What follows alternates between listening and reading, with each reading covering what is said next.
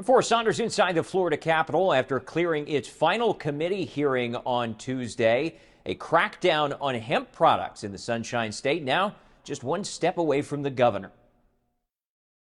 Maybe you've seen them, gummies, vapes, even joints using something called Delta 8 or Delta 10 THC.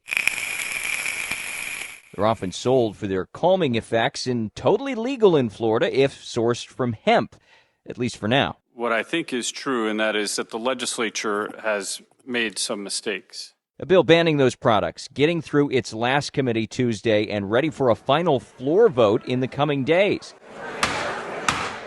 If law, it'll not only declassify Delta 8 and 10 as hemp, it'll put caps on an offshoot called Delta 9, plus restrictions on flavors, packaging, and advertising appealing to children. The bill of goods that we were sold by the hemp industry in 2018 is not the bill of goods that they're selling us now. Rep. Tommy Gregory is behind the measure, which he says is all about safety and eliminating a gray zone that some are exploiting to get high. Not only does he cite FDA safety concerns, the rep says hemp was never supposed to be a drug. They can produce rope, they can produce shoes, they can produce clothing. Again, a product that's been around 10,000 years. They know what they can do with it besides chemicals that make people high. We're just asked that they do that. The outcry from growers and sellers? Fierce. The changes, they say, will kneecap an industry with a $10 billion economic impact and tens of thousands of employees. 50 to 70% of our bottom line comes from the very items that they're trying to ban. So we can easily take a 75% loss at our company if this bill takes effect.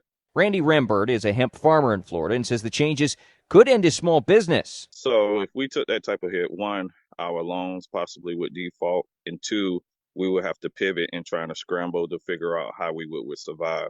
More than likely, we possibly could go belly up. Their pressure campaign is now directed at the Florida House and in particular the governor, in hopes he'll ready his veto pen to prevent this major crackdown on hemp.